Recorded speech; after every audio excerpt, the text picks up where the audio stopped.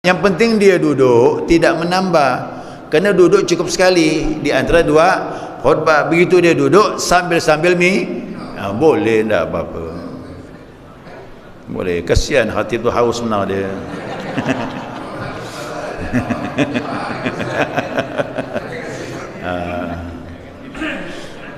Yang terbaik, yang begitu lebih baik ditiadakan. Tapi kok dibutuhkan, keadaan namanya kan, bisa saja minumlah dia. Tapi tergantung pengurus masjid lah. Kalau disiapkan air, minum ada. Jadi kau dapat, itu sifatnya santapan rohani khutbah itu. Ya, santapan nafsani itu nantilah dulu. Khutbah bukannya lama, mohon maaf lah. Khutbah ini Nabi bilang termasuk orang yang berakal. Tapi jangan diartikan sebaliknya, yang tak melakukan tak berakal. Nah, saya gitu. Ya. Termasuk orang yang cerdas akalnya, kata Nabi. Ya, singkat khutbahnya, panjang salatnya.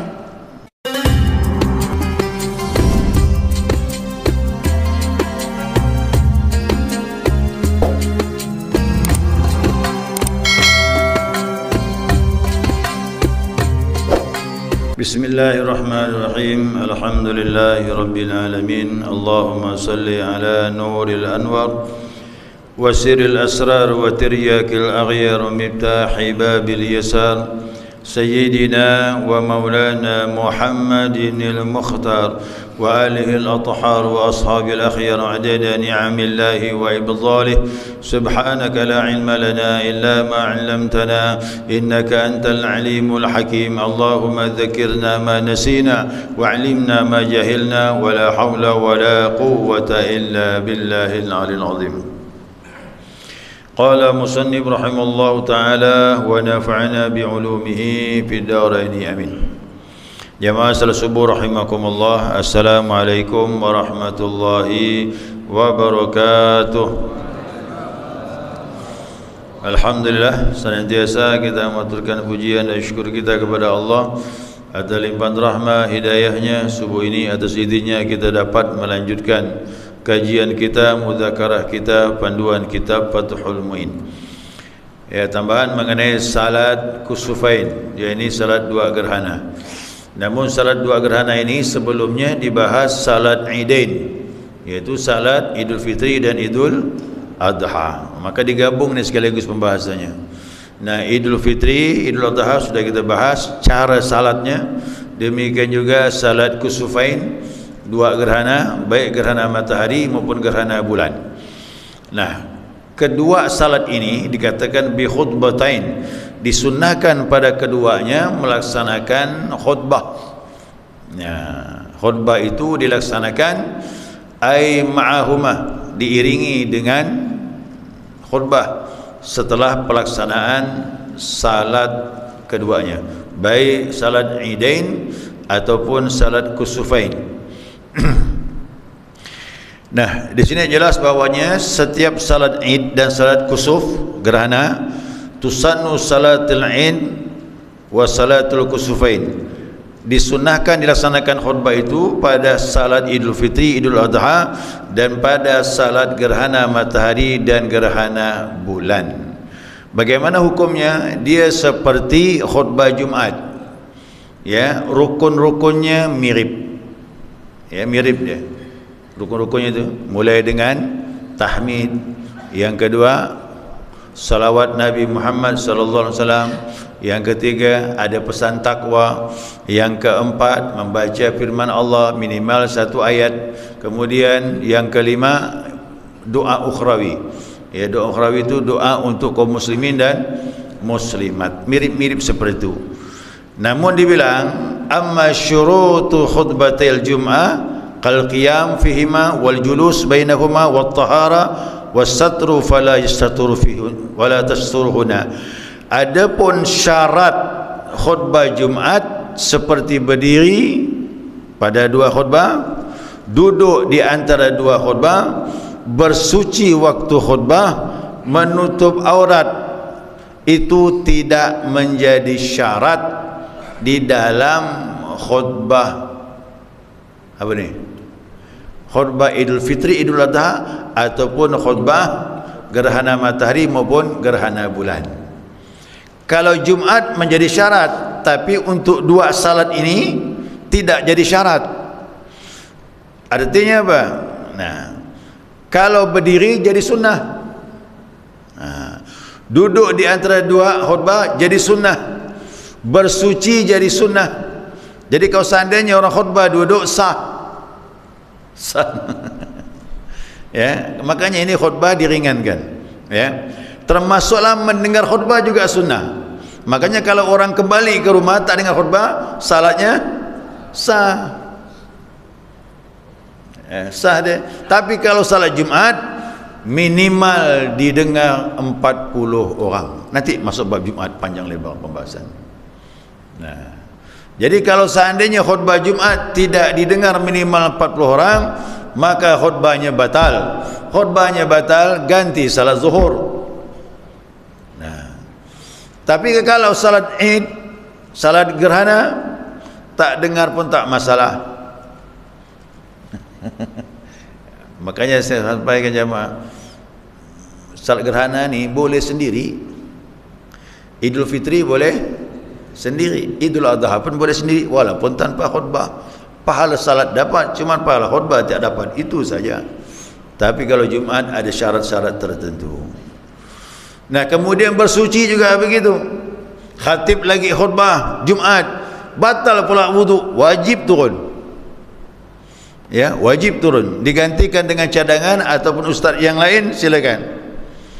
Atau tak ada cadangan, jamaah nunggu khatib wudu lagi. Itu khatib wudu lagi. Nah, kalau dia wudunya lama, berarti khutbahnya sambung menyambung putus. Maka khatib tadi mulai dari awal. Tapi ceritanya tak perlu diulang. Yang penting rukun khutbahnya. Ya, rukun khutbah, kemudian tinggal melanjutkan apa yang terhenti tadi itu. Nah, kemudian khutbah kedua berjalan seperti itu. Jadi jangan main-main. Untuk khutbah Jumat ni agak berat syaratnya. Ya, dia wajib ada wudu waktu menyampaikan khutbah. Tetapi kalau salat Id, Idul Fitri, Idul Adha, gerhana matahari, gerhana bulan, kalau khatibnya batal, buang angin di atas tu, lagi khutbah, teruskan boleh. Ya, tak masalah.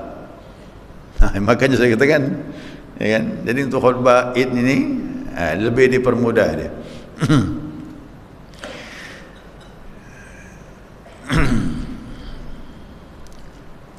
Digemikan juga khutbah dengan bahasa Arab, tak disyaratkan. Khutbah Jumat pun juga ulama mutaakhirin.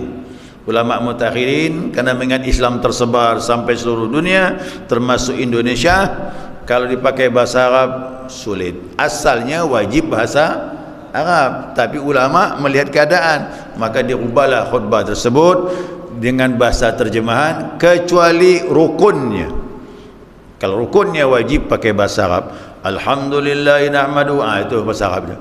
Allahumma salli ala sayyidina Muhammad, pakai bahasa Arab. Tak boleh salawat dan salam kepada Nabi kita Muhammad, tak boleh begitu. Dia harus pakai bahasa Arab untuk rukunnya. Adapun isi khutbah pakai bahasa terjemahan. Ya. Tapi di Indonesia ada ke masjid-masjid tertentu pakai bahasa Arab? Ada pakai bahasa Arab. Ya, makmum tak faham, kita pun tak faham. Ya. Nah, kalau pakai bahasa daerah tak masalah, kita menyesuaikan. Umpamanya kita berada di suatu tempat, daerah itu memakai bahasa daerahnya, boleh, tak apa-apa. Tak faham tak masalah. Tapi kalau di Makkah pakai bahasa apa? Pakai bahasa apa? Bahasa Arab, faham tak? Udah, pokoknya bagi dia sah, kita cuma ngikut jalan. Ya. Jadi hal seperti ini sudah diringankan oleh para ulama. Nah, disunnahkan dalam khutbah Idul Fitri itu kisahnya diangkat masalah zakat fitrah, masalah Ramadan, masalah hikmah puasa, masalah takwa. Begitulah dia kira-kira pembahasan di dalam khutbah Idul Fitri. Idul Adha bagaimana? Perbanyak kisah mengenai korban dan hikmah berkorban, itu yang penting. Ya, singgung masalah haji sedikit boleh, tapi tak terlalu penting. Masalah haji orang yang pergi haji, tapi bagi kita berada tempat masing-masing, ceritakan tentang masalah korban itu lebih tepat sasaran. Ya, supaya ghirah orang naik keinginannya untuk berkorban. Kerana berkorban itu Idul Adha, besoknya tasyrik 3 hari, masih ada kesempatan untuk berkorban.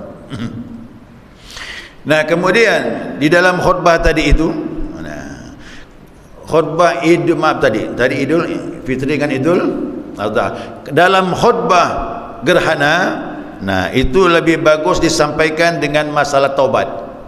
Masalah taubat, masalah dosa, kemudian masalah sedekah, masalah membebaskan hamba sahaya, tidak berlaku lagi dah. Itu dulu, sekarang tak ada lagi hamba sahaya. Tapi yang penting, yakni masalah taubat, masalah dosa dan masalah berbuat kebaikan termasuklah sedekah. Ya. Wa ba'dahuma, dan khutbah tersebut dilakukan setelah salat. Bagaimana kalau dilakukan sebelum salat? Tak sah. Hukumnya seperti ba'diyah dilakukan qabliyah. Salat ba'diyah zuhur dikerjakan sebelum zuhur, tak sah, begitulah dia. Jadi khutbahnya itu setelah salat. Kok dikerjakan sebelum salat, maka khutbahnya tidak sah. Itu maksudnya seperti itu.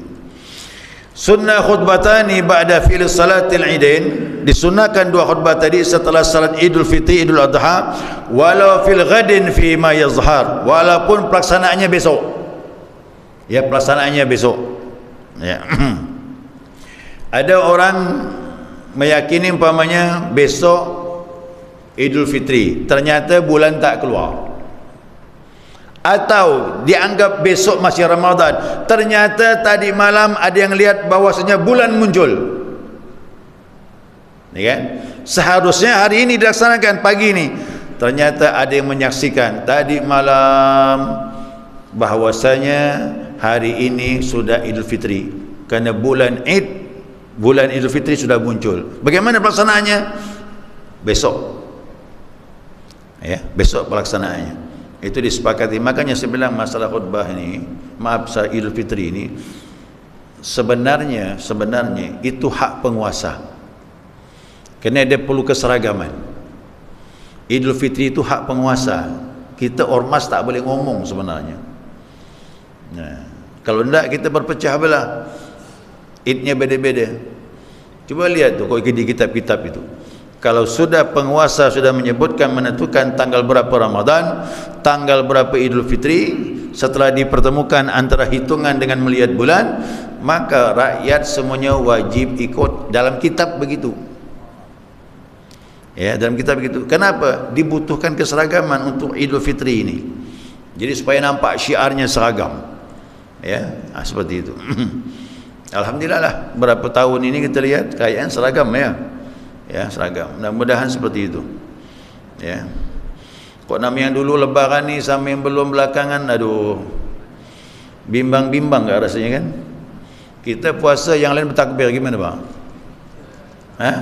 Perasaan tu tak sedap. Walaupun dianggap sah-sah saja, tapi hati tak enak. Ya. Jadi mudah-mudahan keseragaman ini. Maka dikatakan walaupun besok pelaksanaannya. Kenapa besok itu? Kerana penguasa yang menentukan. Mau hari ini, mau besok. Ya. Kemudian wal kusufain, dan juga disunahkan khutbah ini, yakni setelah salat gerhana. Ya, setelah salat gerhana. Wa yabtatihu awla khutbatil idain, disunnahkan membuka khutbah Idul Fitri atau Idul Adha lal kusuf, tidak termasuk gerhana, bitis'in takbirat, yakni dibuka dengan 9 kali takbir khutbah pertama. Wa thaniyatu bisab'in, dan khutbah yang kedua 7 kali. Khutbah yang pertama takbir 9 kali, khutbah yang kedua takbir 7 kali. Wilaan, dan dia sambung menyambung.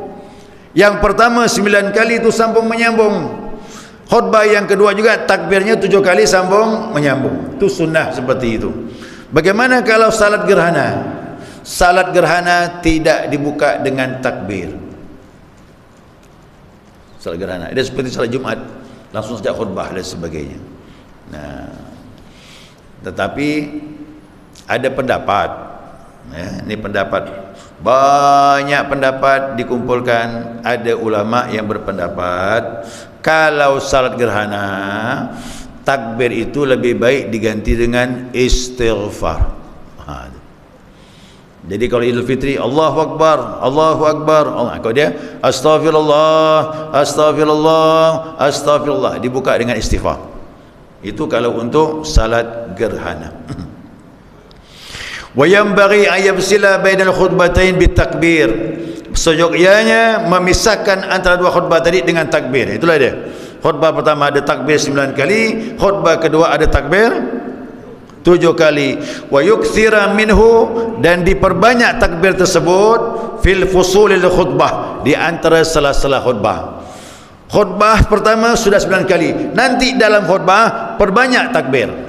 Sela-sela berkhutbah Allahu Akbar, Allahu Akbar, sambung lagi ceritanya. Nanti Allahu Akbar, Allahu Akbar, sambung lagi ceritanya. Sebagaimana yang kita dengarlah selama ini.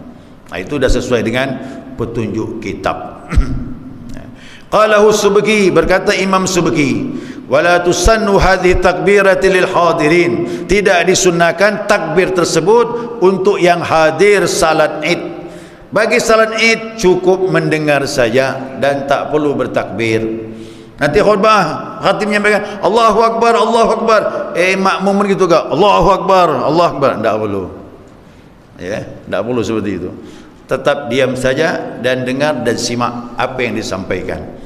Nah, kemarin yang disampaikan untuk Idul Fitri itu takbirnya itu, takbir Idul Fitri untuk semua orang ini itu dibatasi hanya sampai salat Id. Begitu imam salam, Assalamualaikum warahmatullahi, Assalamualaikum warahmatullahi. Bagi makmum dan orang lain tak perlu lagi takbir Idul Fitri, kecuali takbir yang disampaikan oleh khatib. Setelah itu selesai. Berbeda dengan Idul Adha. Idul Adha takbir jalan terus sampai hari tasyrik yang terakhir. Ya, wallahu a'lam. Selesai sudah. Ya, mudah-mudahan dapat dipahami. Ya, nanti insyaallah kita masuk salat istisqa. Salat istisqa, salat minta hujan. Ya, jadi selesai sudah nih ya. Idul Fitri selesai, Idul Adha selesai, salat gerhana matahari dan gerhana bulan pun juga sudah selesai. Ya, mungkin ada pertanyaan, silakan jemaah.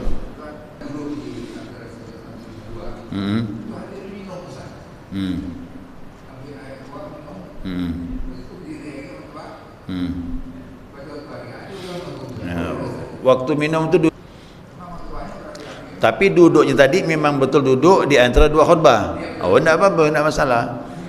Boleh, boleh, tidak masalah. Yang penting dia duduk, tidak menambah. Kena duduk cukup sekali di antara dua khutbah. Begitu dia duduk sambil-sambil boleh, tidak apa-apa. Boleh. Kasihan hati tu haus benar dia.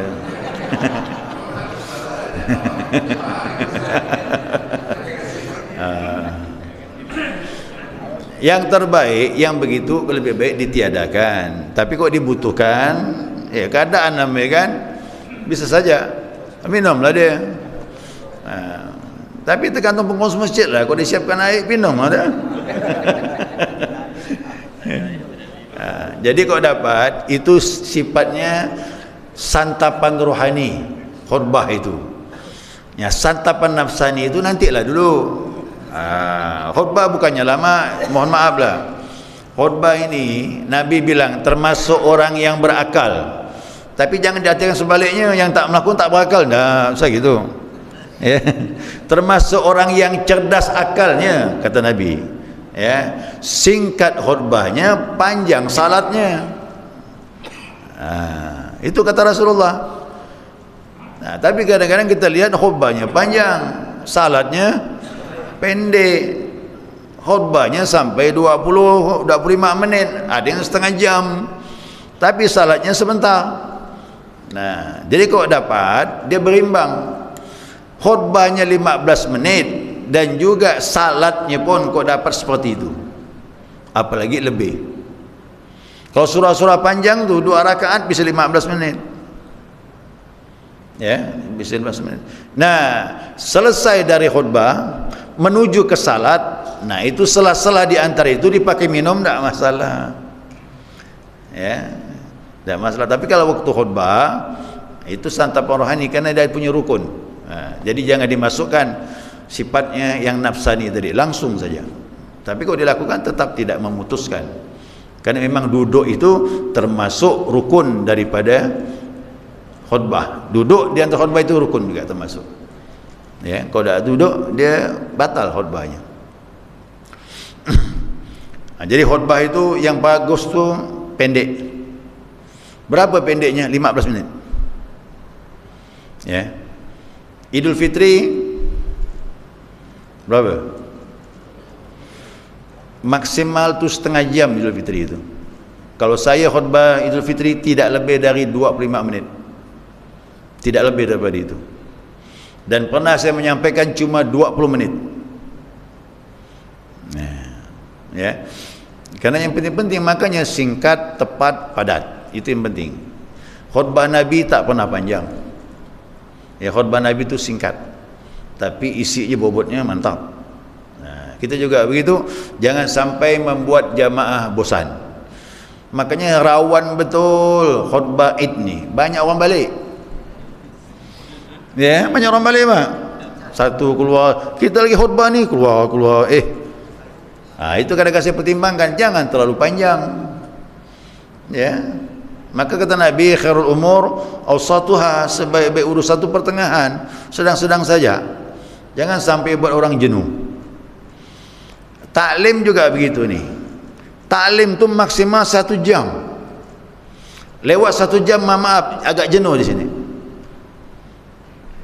Makanya saya belajar dulu tak pernah lebih dah 1 jam. Kadang 45 menit, kadang 40 menit selesai.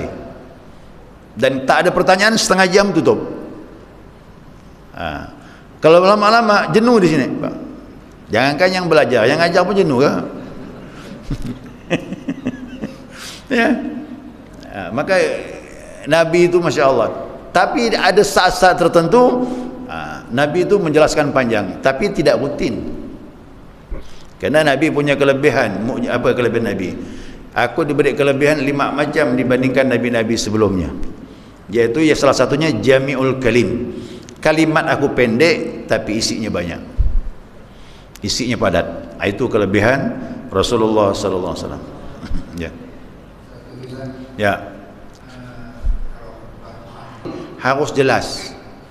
2 kalimatnya itu pesan takwa, ittaqullah atau ati'ullah wa ati'ur rasul. Taatlah kepada Allah dan taat kepada Rasul. Itu sudah memadai. Mirip-mirip dengan ittaqullah haqqa tuqatih, atau ittaqullah saja sudah cukup, atau ati'ullah wa ati'ur rasul. Kalau tidak ada kalimat ini, atau dia membaca Al-Quran tapi tidak ada pesan takwa di dalamnya, nah berarti pesan takwa belum terlaksana. Belum terlaksana pesan takwa, khutbahnya batal. Ya, saya sampaikan ini 5 tadi ya. Rukun khutbah ada 5. Pertama, hamdalah, pujian. Yang kedua, salawat kepada Nabi Muhammad sallallahu alaihi wasallam. Yang ketiga, pesan takwa. 2-nya nanti dulu nih. 3 rukun khutbah ini wajib harus disebutkan pada khutbah yang pertama dan khutbah yang kedua. Khutbah pertama ada pesan takwa, khutbah kedua tidak ada, batal. Itu dia. Ini mau bercamkan betul ni. Makanya yang mau protes, yang mau mufarakah, pisah dengan khatib, dengar betul-betul. Jangan sampai salah pendengaran. Nanti si A ni bilang, ada tak pesan takwa tadi? Bang Dr. gimana? Rasa-rasanya tak ada. Naik kawan? Ada, kata dia. Berarti konsulat tu. Ya, ada konsulat tu. Yang mana benar, wallahualam. Berarti ambil hukum asal. Husnuzan berarti ada. Tapi kalau sudah banyak yang menyatakan, tanya, tak ada pesan takwa tadi, nah berarti khutbahnya batal. Salawat dengan Nabi, khutbah pertama ada salawat, khutbah yang kedua tak ada salawat, batal juga. Batal juga dia. Makanya 3 macam ini wajib ada pada khutbah yang pertama dan kedua. Alhamdulillah, salawat, pesan takwa. Tapi 2 yang terakhir ini boleh salah satu. Yang mana? Baca minimal 1 ayat Al-Quran. Kalau khutbah pertama udah dibaca, khutbah yang kedua tak dibaca, sah. Atau sebaliknya, khutbah pertama tak dibaca, khutbah yang kedua dibaca, sah juga. Yang penting salah satu. Kalau mau baca 2 khutbah pakai bahasa Arab, pakai Al-Quran, ya lebih bagus lagi. Begitu juga doa ukhrawi. Allahumma ighfir lil muslimina wal muslimat wal mu'minina wal mu'minat. Ini pun salah satu saja. Kalau doa ukhrawi ini biasanya khutbah berapa? Yang sering kedua. Udah memadai. Ya. Doa ukhrawi ini tidak ditemukan dalam hadis Nabi, tapi pendapat salafus salih. Ulama-ulama salafus salih 300 tahun setelah Nabi Muhammad SAW, itu namanya salafus salih. Bukan salafi ya, bukan. Salah paham pula. Salafus salih, ulama terawal 300 tahun setelah masa Nabi, mereka semuanya setiap khutbah berdoa ukhrawi. Allahumma ighfir lil muslimina wal muslimat, berarti menjadikan rujukan ulama mutaqaddimin. Ya, jadi rujukan, maka jatuhnya dalam rukun dari itu. Ya, segera itu. Segera cukup dan ya. Waktu sudah habis. Sudah. Ya. Subhanakallahumma wa bihamdika asyhadu an la ilaha illa anta astaghfiruka wa atubu ilaik. Jamaah sekalian, saya umumkan